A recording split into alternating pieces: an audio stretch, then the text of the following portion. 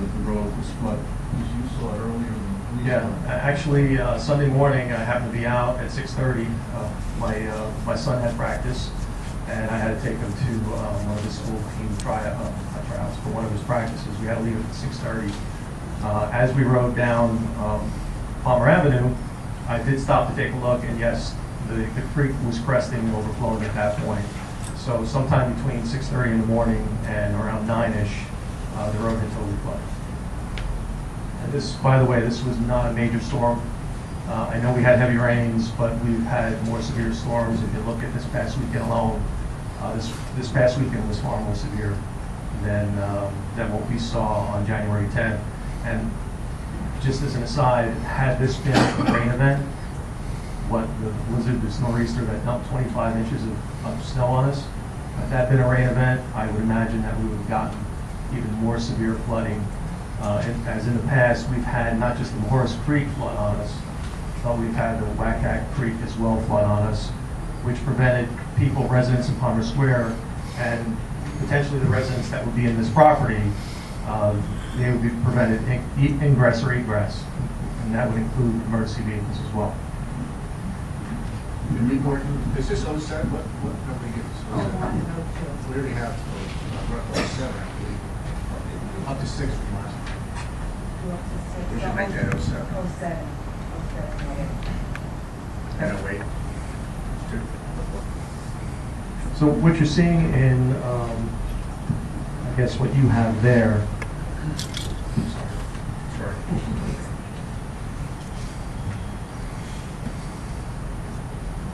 okay. Picture number 2 that you have in your handout is actually a picture of, you can get a full effect of the road flooding. On the left is Middlewood Road, which is totally flooded, the entranceway there. On the right would be the entrance, according to the builder's design, would be the entrance to their parking lot. And as you can see, the flood waters are entering onto that property. Where's that on the chart? Okay, that is, no, I'm sorry, that's the lower left picture here is your item number 2. Number 3 is, again, just another vantage point. This time I drove around Mill Road and I came on the side of where Target is and took a photo. So that's the top right picture that's up on the poster board is your photo number 3. I just want to point out also, if you see the orange cones, those are construction barrels, which have a pretty decent weight to them. They're out there because of some work that's being done on the curbing. Those barrels were actually up against the curb, and they floated themselves out towards the middle. And that Mrs. DeMasso I had notified you about, and you had the county take care of that as well, so I appreciate that. Your picture number 4, let's see if I have that photo up here. I don't think I have this exact photo up on my poster board, but your exhibit number 4 is a photo of the flooding that's entering from the property itself. I'm sorry, entering from Palmer Avenue itself, so onto the property. So the flood waters are coming from Palmer Avenue now onto this property. And our concern is that if the road is if this property is raised, where will these flood waters go? Number 5 is actually ponding that's occurring on the property itself. And it's kind of interesting. This is actually coming from 2 different directions. It's coming from the road. And I also noted, which you'll see in picture number 6, there's actually picture number 6 and picture number 7. I'm sorry, picture number 6, picture number 8. There's actually stream tributaries that are forming on this property. And as far as I can tell, I couldn't really follow how far they went. They were pretty big, but they did go out in the distance towards the direction of the Morris Brook. These weren't there in past years that I've gone out and hiked with my son and looked on the property. So these are forming as a result of the Morris Creek overflowing. So you got floodwaters that are entering from both directions. They're coming in from Palmer Avenue itself, and they're coming from the Morris Creek itself. And both the ponding that I'm showing and the stream tributaries, if If I looked out towards the street, I can gauge, I'm an engineer, I can kind of gauge, plus I've been involved with the Palmer Square community for 20 years. I can gauge a distance. And to me, this is pretty much where the parking lot and the buildings would be located, or where they would be located.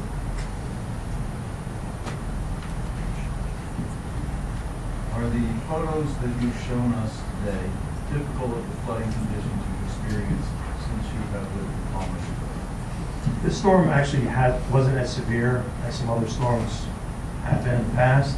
So while this is not unusual, it has been worse. Can you give us an idea of earlier flood events in your experience with them? Well, I was curious because unfortunately I don't have all the dates documented. Like I said, it's typically 5-8 times a year that we get flooding, but after a while you kind of get numb. You get numb to it, which had a nice conversation with our police officers who were very calm, and I appreciate that. They did a great job. They also felt like, this is usual occurrence. We're used to helping people get out of the flood. So same thing for the residents. We deal with it. We just don't want it to get worse. But I called the Monmouth County Public Works just to see if I can get an idea of when they come out to close the road. They were out twice this summer. They were out on July 15th and on June 28th to close the road due to flooding. So we're talking about 3 flood events that have occurred within a 7-month period of time.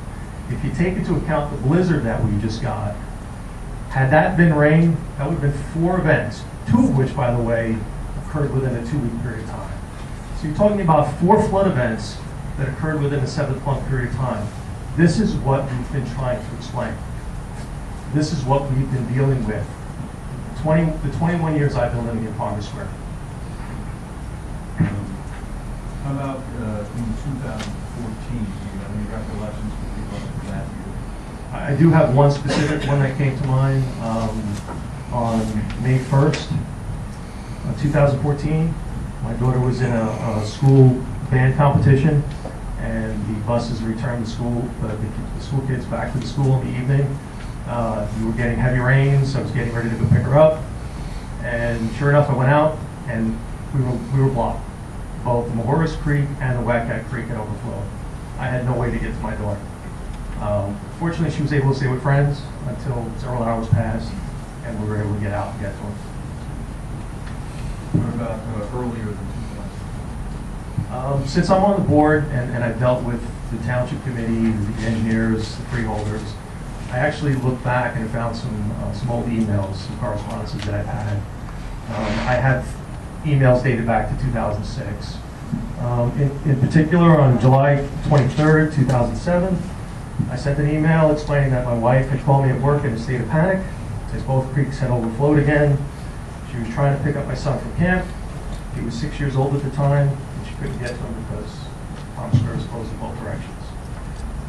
There was previous events where I emailed that individuals lost their cars, and again, I spoke with our 2 police officers. They recounted incidents where they had to help people whose cars got stuck in the flooding. Cherry Tree Village, I'm hoping that our friends in Cherry Tree Village will come up and show some of their photos as well. But they've had incidences where the flooding itself actually entered into their community. So not only was Middlewood Road flooded, but the floodwaters actually went into the parking lot, which is at least 100-foot setback, and destroyed at least 1 car that I know of that I spoke to one of the residents. 3, thank you. So that's another event there. I also reported one incident, or one email I sent. I reported that it had flooded 4 times in 1 month. There was another email which I was really very angry about, and Mrs. Mossy, you might remember this. I was following an ambulance coming from Route 35, turning onto Palmer Avenue. And all of a sudden it came to a stop because of the flooding. It couldn't get through. So now it had to turn around. So I don't know what happened to the individual who called that ambulance, but the ambulance was delayed in getting to them. And I wouldn't wish that on anyone. Mr. Alpert, you're a very nice man. It's nothing personal. I would not wish something like that. Mr. Licata. Address the board, please. I would not wish that upon anyone, and I'm just surprised that the builder is willing to put their residents at risk. Do you have some pump of your own in your house? Yes, I do have a sump pump, and it runs regularly, typically once an hour or so. What about in flood waters? I'm actually further removed from some of the other homes that are in closer proximity to the Morris Brook. In your particular home, it runs regardless. It runs regardless because of the high water tables. And nothing further. Thank you. Does anybody have any questions for Mr. Licata? Ladies and gentlemen, thank you. I'm sure you appreciate Mr. Licata's testimony, but this is still a proceeding, and we need to keep some decorum. So thank you for your kindness, but I would ask you to keep your comments to yourself. Are there any questions? Sure. As the water recedes, I know it's hard to make a minute of determination. Do you notice any increase in mosquito population or any kind of vermin? It's just an interesting point. We actually had worked with the county at some point. They were able to use some mosquito commission monies to try to help with that. I don't live right by the brook, but I do know some of my neighbors who are here that will say yes. That is true, yeah. Jim, one other thing, you noted that in one instance an ambulance couldn't get through. Is that typical where emergency vehicles cannot get through? Yes, I've seen police officers or police cars have to turn around because they can't get through either.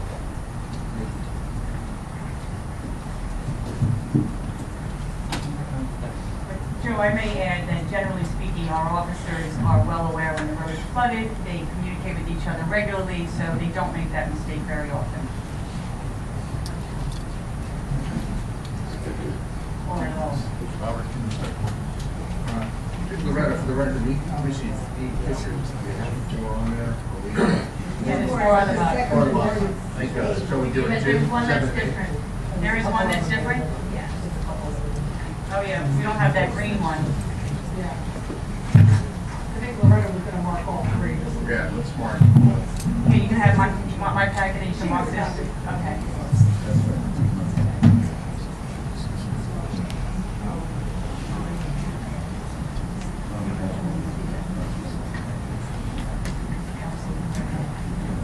Loretta, what the packet is going to be?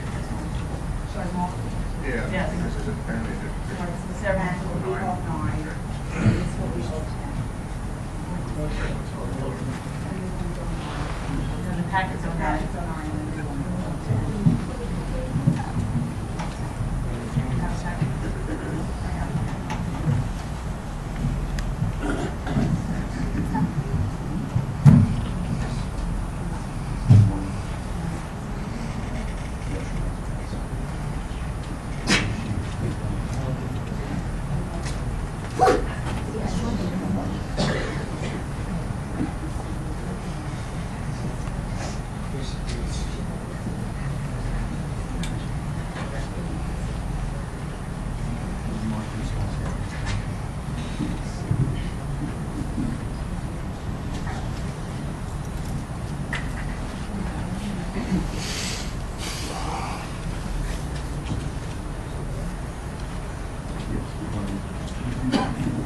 Please state your full name and spell your last name for the record. It's Robert Generke, G-E-N-G-E-R-K-E. Live at 77 Arlington Court, Harbor Square. And I am a board member. You are what? I'm on the board You had 2 issues that you wanted to discuss with the board, is that correct? there. Well, I wish there was time for more, but there are 2 particularly that stuck out in my mind. The first sounds a little bit small to start with, but it really struck me. In the October response to the township engineer, Mid-Atlantic stated that one of the reasons that one of their variances, it was item 1.7, they said that a local park provided outside facilities, you know, a basketball court, a track, field for teenagers. And they said that it was only a half a mile from the location of their planned development. The problem that I had is, and this is true for anybody who lives in Palmer Square, when you first move there, the first thing you do is go, oh, Holmdel Park, I think I'll walk over there. You can. It is not a half a mile. It's a mile. Now, I don't know how it was measured. I don't know what planning they did for it or anything else, but I do know that if you drive it, and I did more than once because they didn't even trust my odometer, it is a little over a mile. So I went on Google Maps and I tried their measuring tool, and it's 1.1 miles.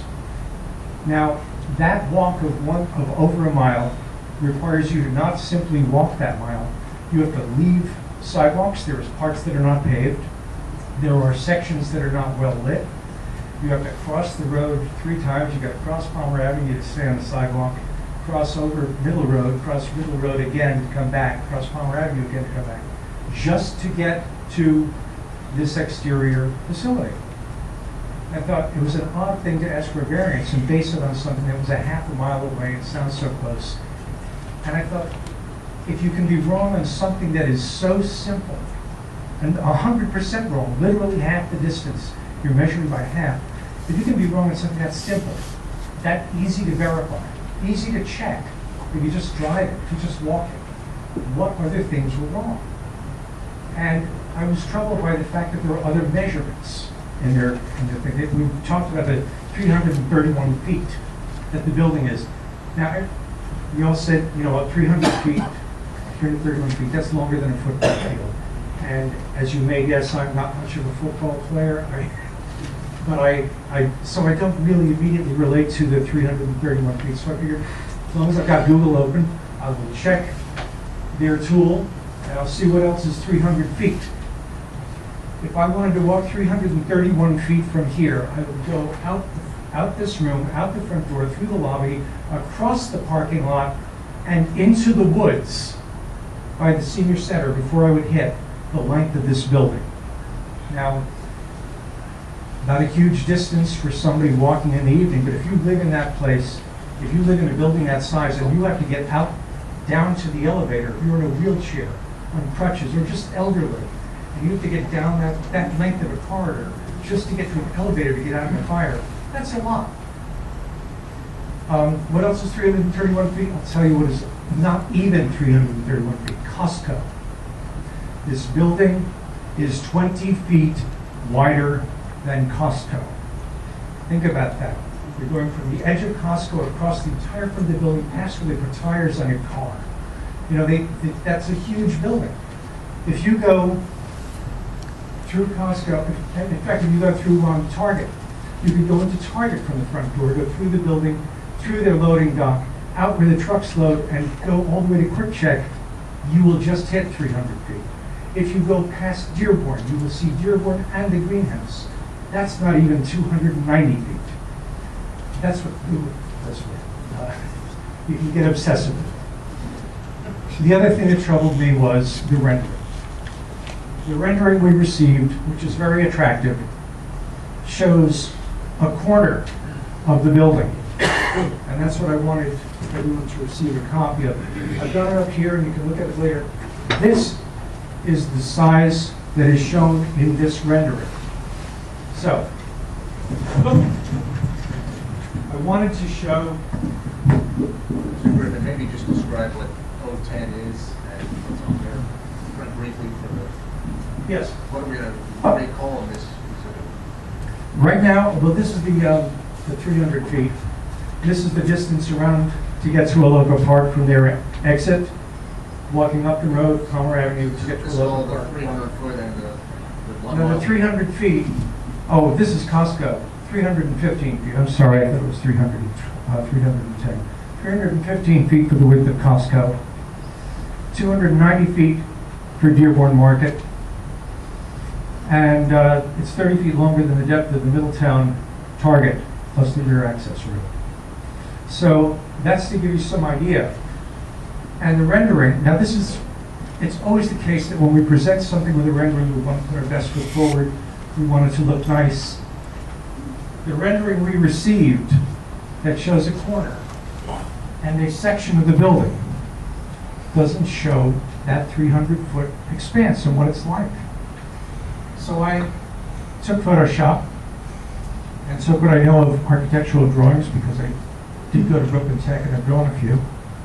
And I took the offsets, multiplied them out in Photoshop. That's the building. That's the same size. It's just that much longer, and then there's a whole section on the end. I rounded up because I didn't want to give a mistaken impression. But that front face of the building is much, much longer than they're giving you an impression of in the rendering. And I'm troubled by that. I'm troubled by the fact that it's not a half a mile, but it's a mile. They say that the parking situation is not serious because affordable housing folks use public transportation. I don't think they've looked into public transportation very deeply. If you live on Palmer Avenue and you need to take public transportation, there are now 2 buses that Academy runs into Manhattan.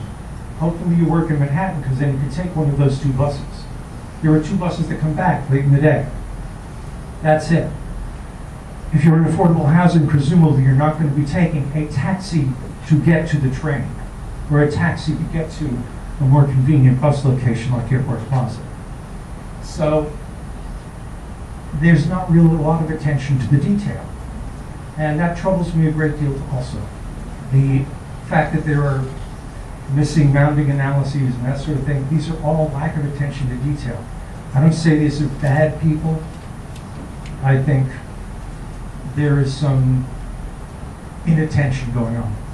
And when you're off by simple facts, and when you don't represent the entire width of the building, that's all stuff that troubles me. So those are the points that I wanted to bring up. Thanks for the time, and trying to keep it brief because I know everybody wants to get home. Before you go, Yes. if you want to have these distributed to the board, we're going to have to mark them.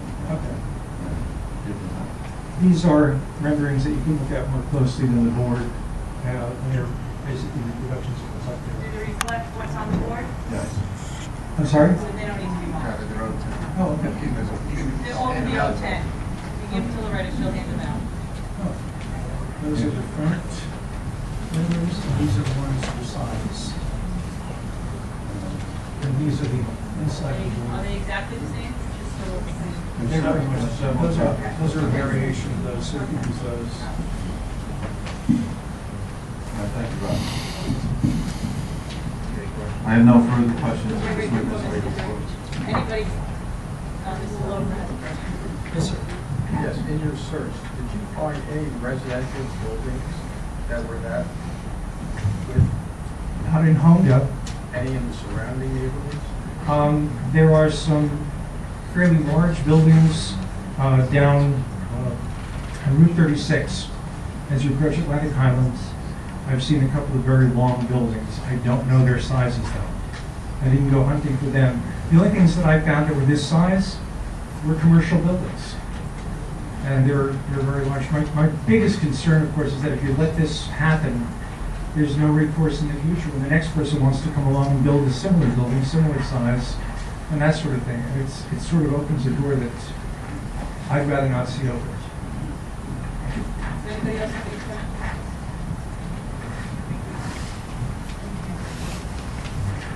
Thank you.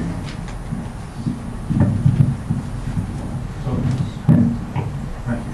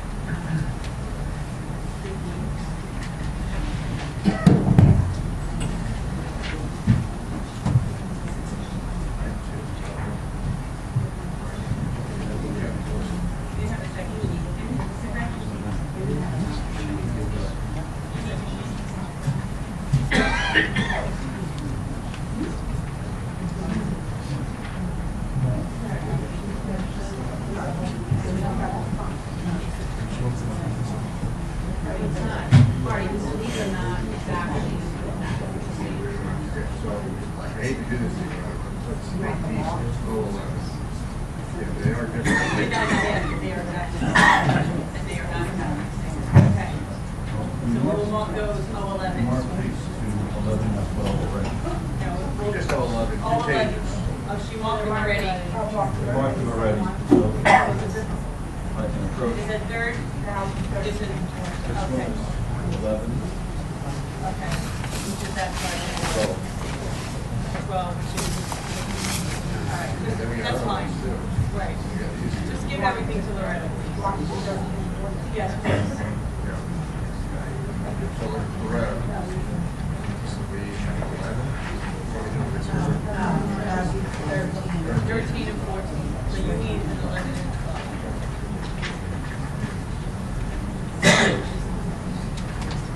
Which is that almost, and that one. Yes.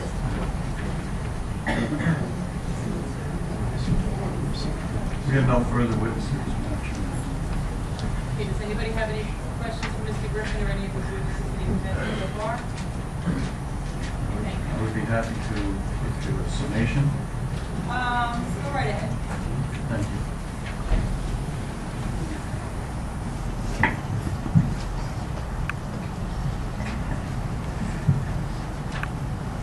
I keep thinking about what Mayor Hines asked at your last planning board meeting.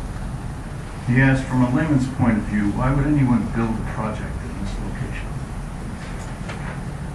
If this project is built, we know that 5 to 6 times a year, when substantial rains come, the area behind this proposed building will flood. The area on the street will flood. And this property will be surrounded by water. On some of those 5 or 6 times a year, it will literally become an island if built. The people who eventually reside there will be trapped in their homes or trapped outside of their homes until the water subsides.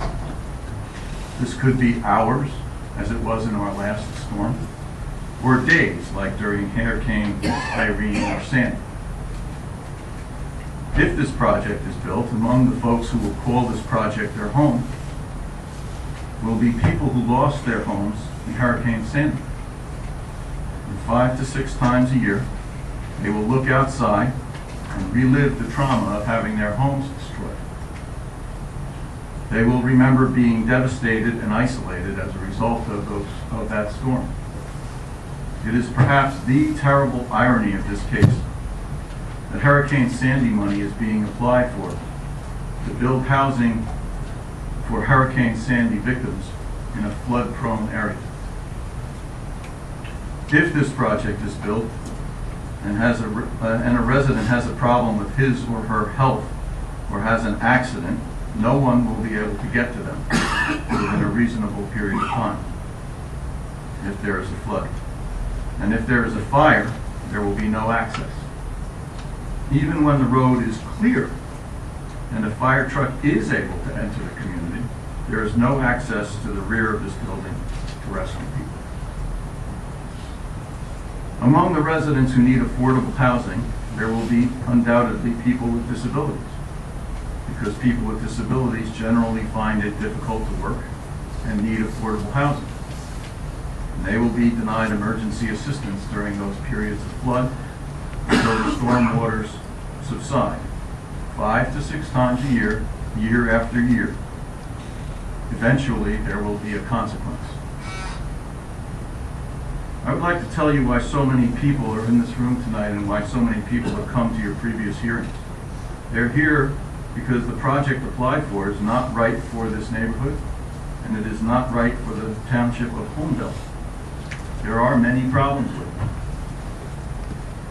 Primarily, this applicant wants to stuff 60 units on this site with compromised parking, compromised buffers, compromised passive and active recreation, compromised open space, compromised landscaping, compromised drainage, compromised conservation easements, and limited access to the building and drainage facilities.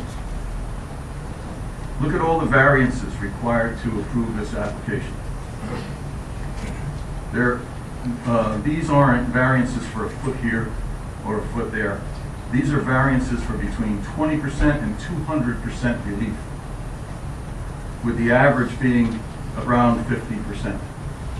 In other words, they're 50% short on most of the variance relief requested. Most often, the applicant is providing only about half of what is required, and you need to look no further than the notice of hearing published to our community.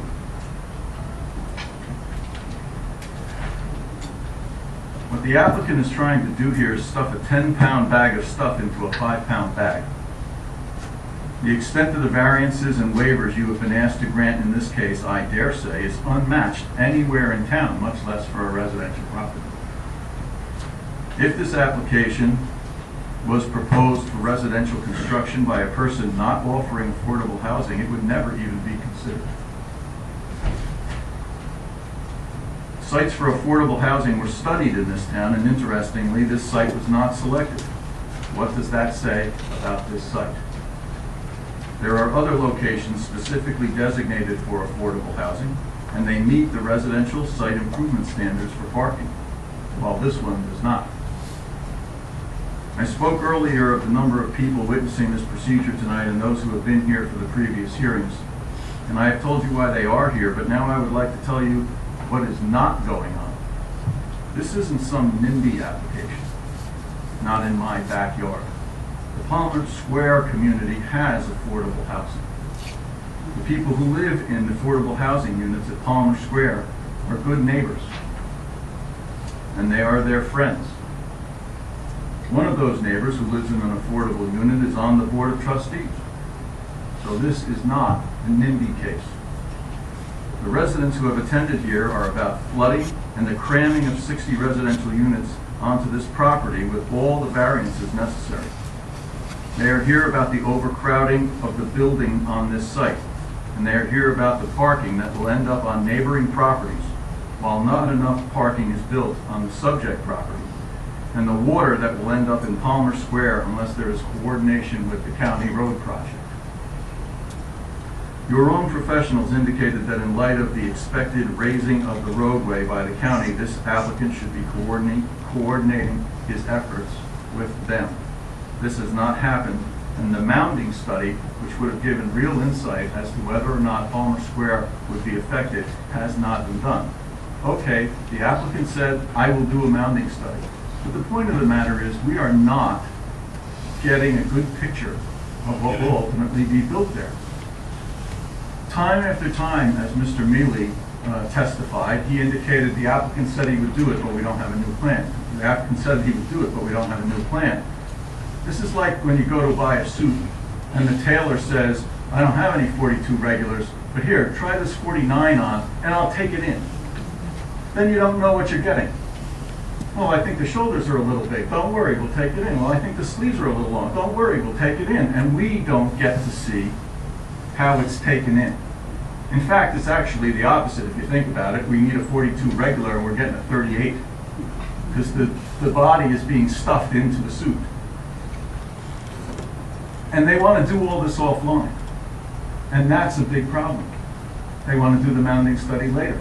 They were 4.5 feet off in the high water table and in the trench, the pit that they dug.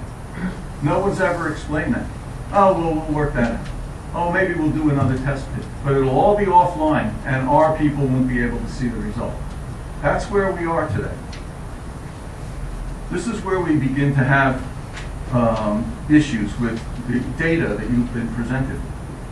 The soil logs from August 2015 indicate a seasonal high ground water table at 68 inches, while the test pits from 2002 indicate that the depth to the seasonal high ground is 12 inches, a difference of 56 inches or 4.5 feet. The applicant has been asked to explain the difference, but he has not.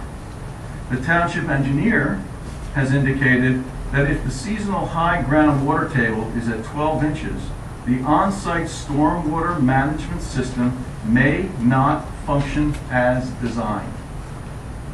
In other words, their whole stormwater design system, whereby they indicate to you that they are not going to contribute to surrounding area flooding, may all be flawed.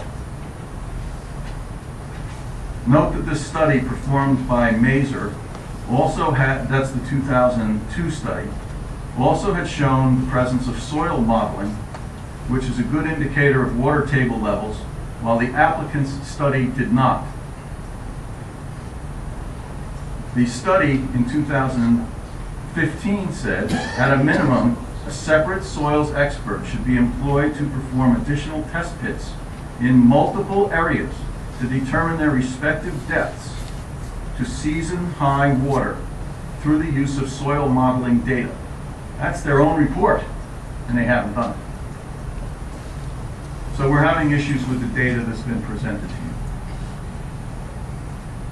The 2002 test pit data was not on the data submitted by the applicant. He didn't tell you about it. This was looked into by your township professionals. That's why it was discovered.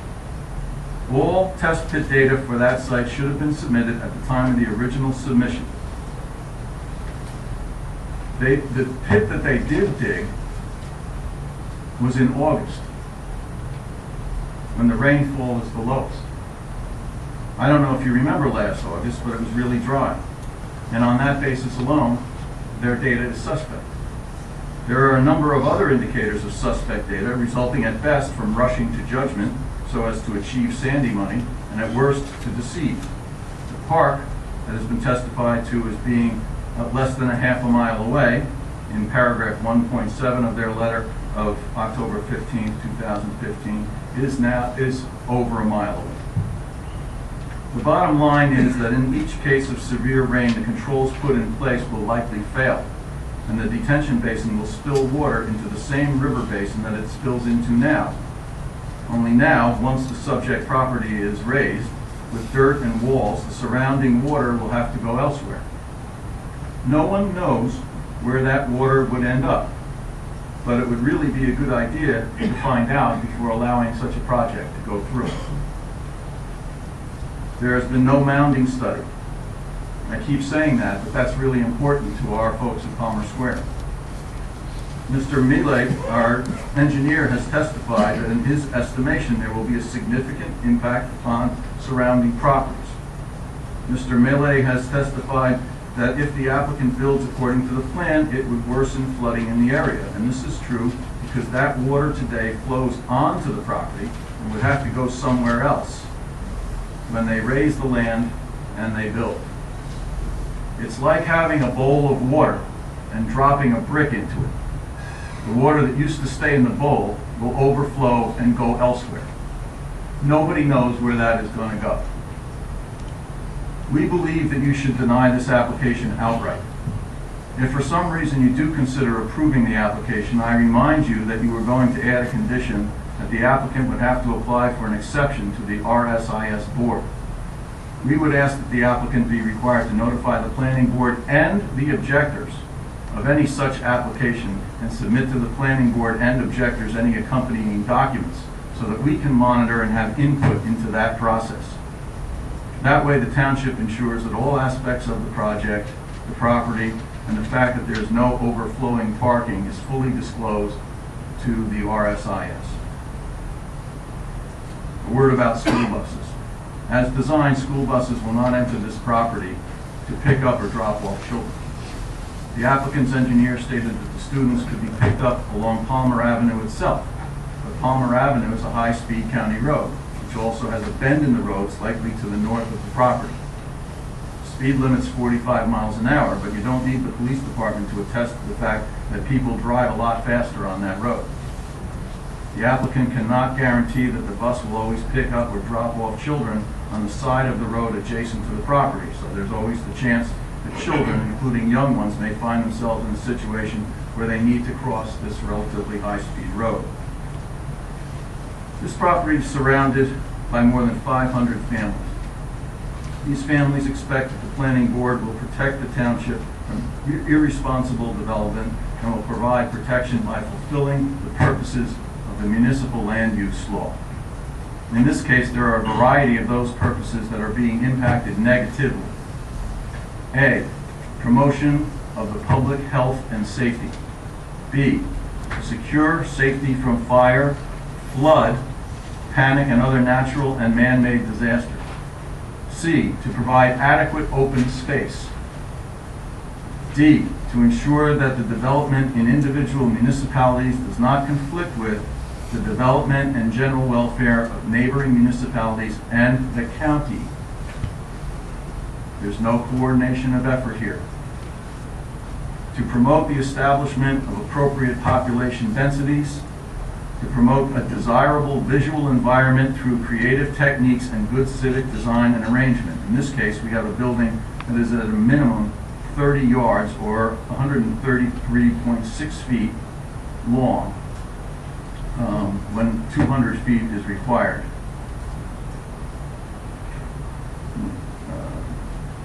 In the first 50 feet of setback, there are 25 parking spaces.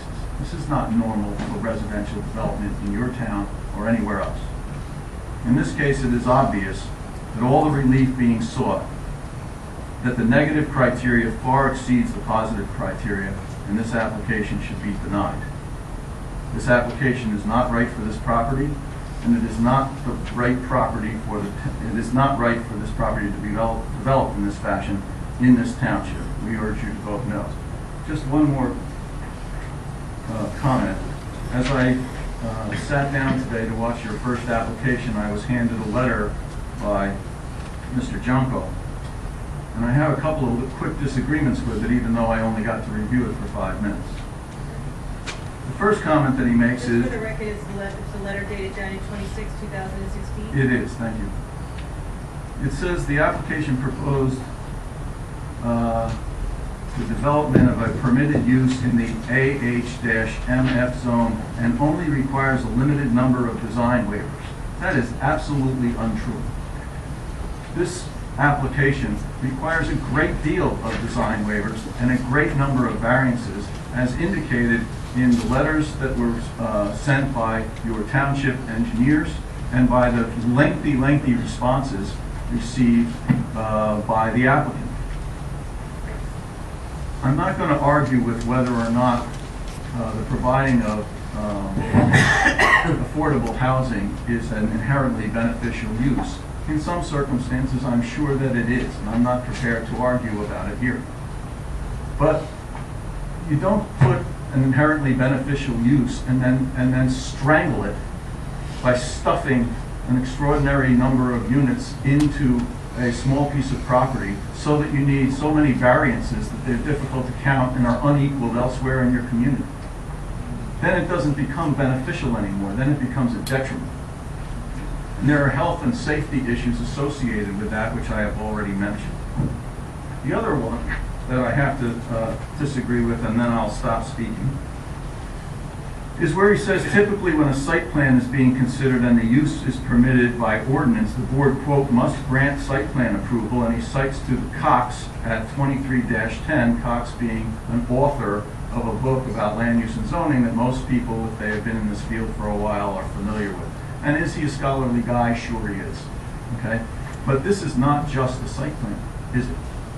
There are numerous variances and design waivers asked for, and so your standard is not the same.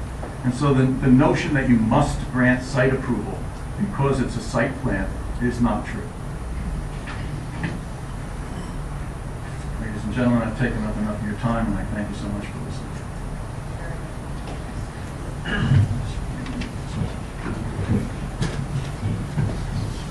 Madam Chair, can I just clarify a couple things? We touched on it a little bit when Mr. Mealy was testifying, but I just want the board to understand for the record that the affordable housing plan that was submitted on behalf of Holmdel Township in '08 is not reflective of the current condition. Those are based upon regulations that have been invalidated by the court. There's a current process that is underway before Judge Perry at the county courthouse. So I just, and I'm not opining one way or the other whether this site Ultimately, the board would decide whether it's appropriate or inappropriate. But I just wanted to be clear that the representation that the site was never considered, it's inappropriate, that's based upon a plan that was developed years ago and is not reflective of the current circumstances. So I just want that to be clear. Secondly, when you're reading through or when testimony was provided with respect to the goals of zoning under the MLUO, traditionally, when you have a use that's permitted by zoning and a consistency determination is done, those are what you typically evaluate when you're weighing a use variance. When you have a use that's not permitted, you have to demonstrate the positive criteria with respect to particular suitability and promotion of the goals of zoning.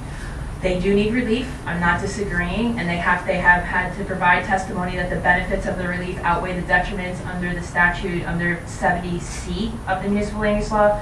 But section 2, which is the goals of zoning, and compliance with those goals are traditionally heard when you're hearing a use variance application for a use that's not permitted. And that's not what we have here. So I don't disagree that those things need to be weighed when you're looking at the positive versus the negative in terms of a C variance, which is what they've requested here. But I just wanted to be clear, they're not requesting a D variance, they're not requesting a use variance, and so the criteria that's required under the law for a variance of that nature is not what we're at here. So I just want to be very clear that that heavy burden of a D1 variance where you have to go through all these different prongs is not what they're requesting. Mr. Junko, you wanted to rebut? Well, Mr. Chairman, I understand, the public inspection will be able to respond to that. Okay. Is there anyone from the public that have questions for Mr. Griffin or anyone? Actually, I have a few questions. Oh, I asked you 10 times. You had questions. You said no. All right. He's going to get questions for the objector. The applicant's going to come back after the public is finished. So if you have questions for the For applicant, Mr. Griffin.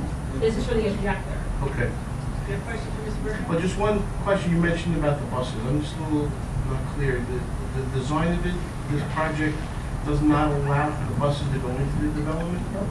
No, it's not. At the last hearing, the testimony got changed, that the bus would no longer go into the development, it would pick up, and there would be a bus pad created at the edge of the driveway, outside the parking lot.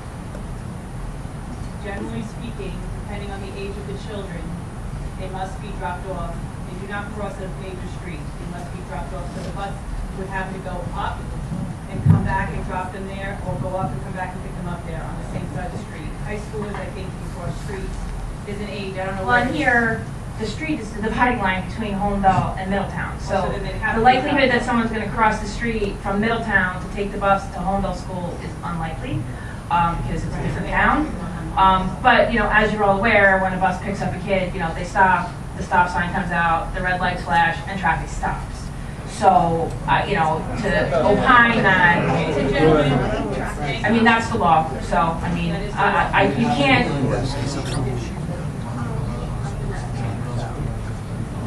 Generally speaking, they have to pick them up in front of on Holmdel Road. They pick them up in front of the house. Nobody crosses the street to get the bus. The bus will drive past their home, go around, and come back down and drop them off at the end of the day. And the bus picks them up in front of on their bus stop on the same side of the road. I don't know the age limit there is. I don't remember it off the top of my head, but I can tell you that most buses pick the student up on the side of the road. They do not have to cross the road unless it's a tiny road, like an inside road, like in a development. They might have to cross the road, but no major roads are generally crossed, depending on the age. Madam Chair, Louis Livner, what we spoke at last meeting was we don't determine, the school board determines where the bus Correct. goes.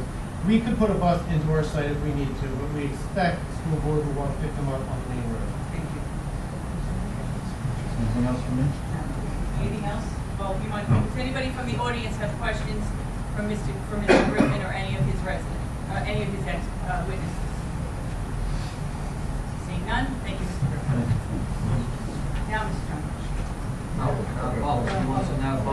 I opened it to the public just now. Oh, in general.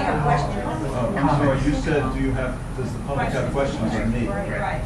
So some of them want to make comments, I'm sure. But if they are represented by you, you are their commentator. So, that is the To difficulty. be clear, I represent the condominium association. Okay? We talked about this several hearings ago, where the notices had to go to individual unit owners because it is not the type of application that can only be sent to the association. So I imagine that there's a couple of people that live there that want to talk about their own personal home or basement. And I think that they should be able to make those comments. We asked them to be short. There are also residents from Cherry Tree here and perhaps surrounding communities. They are not represented by you. Mr. Junko? Sir, come up to the mic.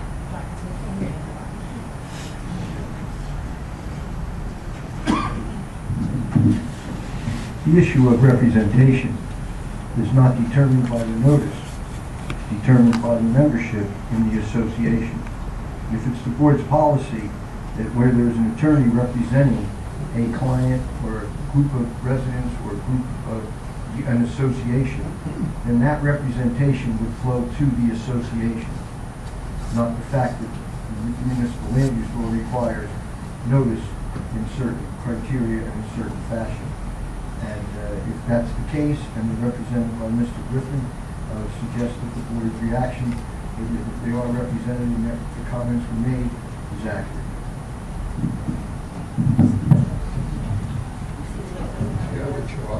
I will say that, generally speaking, the applicants, the objector's attorney does represent the unit owners. There is a distinction with the notice issue. There's a distinction regarding the notice issue that they were required to get a separate notice. My suggestion to the board is to, or Mr. Griffin, is to, just by show of hands, so the board can make an informed decision, how many potential unit owners are here that might want to make short comments? From your Farmer association. Square, so if you're from somewhere else, don't raise your hand at this point in time. It's Approximately 10.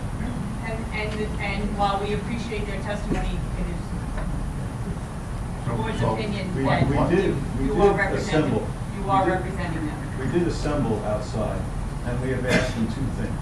Don't be repetitive, and don't tell stories. So I can tell you that we've encouraged all of them to be very short. So,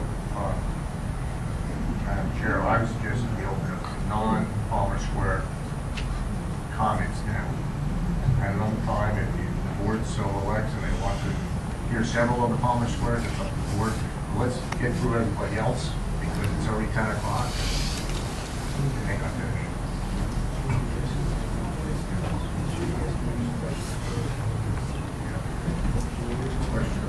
No, the question part is done.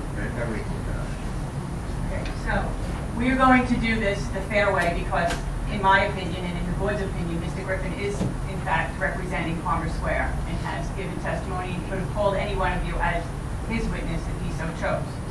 So we will start first with, because the hour is approaching 10 o'clock, anybody that does not live in Palmer Square that has a comment. Ma'am. Yes. Please come up to the microphone. Whoa. Come up to the microphone, state your name and your address for the record, please. Please spell your last name.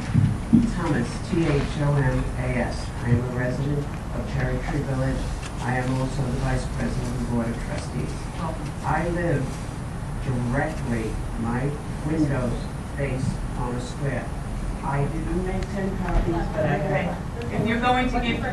My name is Anna, A-N-A, Thomas, Thomas, Christensen. That's how it's on the deed. Thomas Christensen. Okay, Mrs. Thomas Christensen, you were going to show me photos and give testimony. I need to swear you in. Yes, ma'am. Raise your right hand. You swear to tell the whole truth, nothing but the truth, so help you God? I do. Okay, thank you. As a resident of Cherry Tree Village for 27 years, same position. I have similar photos, but from a different perspective, taken, and it's dated. Can we just- Same stuff. Simply 4 photographs. Photographs were taken from my bedroom window on the 10th of January at 11:48 a.m.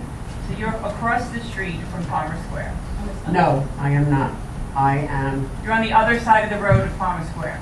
yes, but further towards Target, Right, but on the other side of the road. on the other side of the road. Ma'am? Just for the record, you're going to make those, 15, 16, 17. okay, And I have comments on the back of each photo. okay.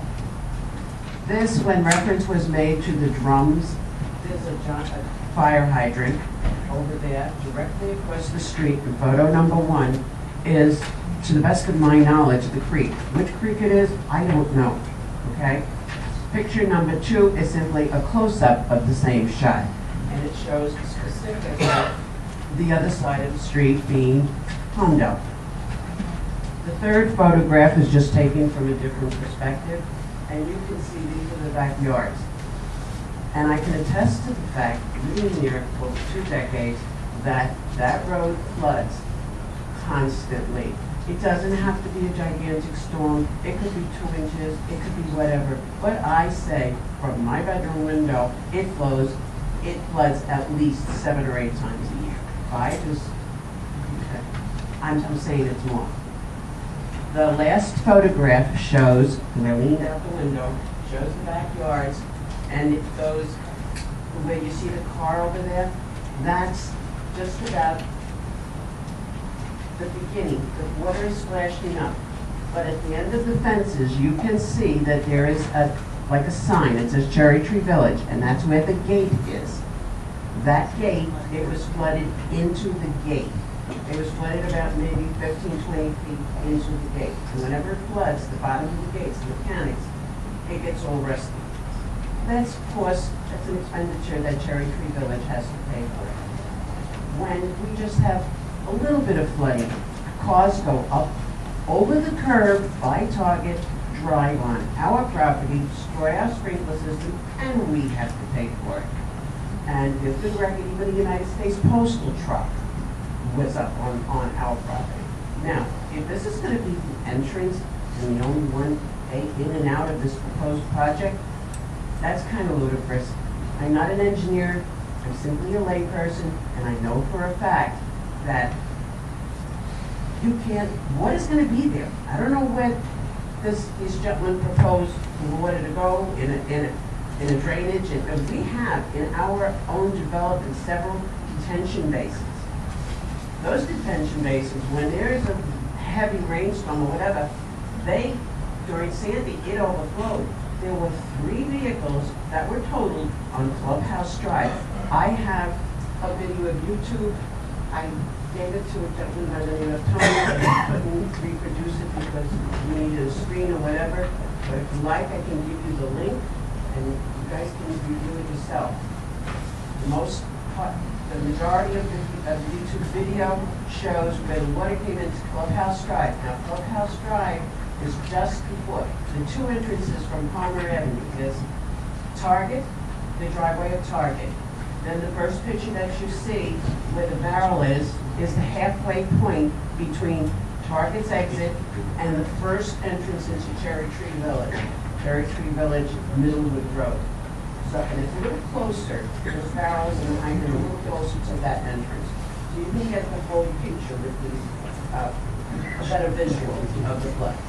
The YouTube video shows they're interviewing a gentleman who lives around this corner on Middle Road. To the best of my knowledge, and again, I'm simply a layperson, and I never really paid that much attention because in Cherry Tree Village, we can get in and out through Cherry Tree Farm Road. We don't have to need be going through Palmer Avenue. It affects them a lot more than it affects us. So, and I personally have seen cars get stuck in there. And I mean stop and stuck. And I was witness to that time when an ambulance got stuck. I'm sorry, I don't remember the dates, I don't have anything documented, but that's on the, okay. But that's pretty much it, except for the fact that we have gates on Clubhouse Drive and Palmer Avenue. In the absence of the certain, whatever parking spaces they need. It's a known fact. My gates are gonna be broken and they're gonna be parking right across the street. It's simple. I mean, there are people going in and out of those gates. We got those gates when Target came in against the township as a community, and they had to use as a thoroughfare. Okay, so the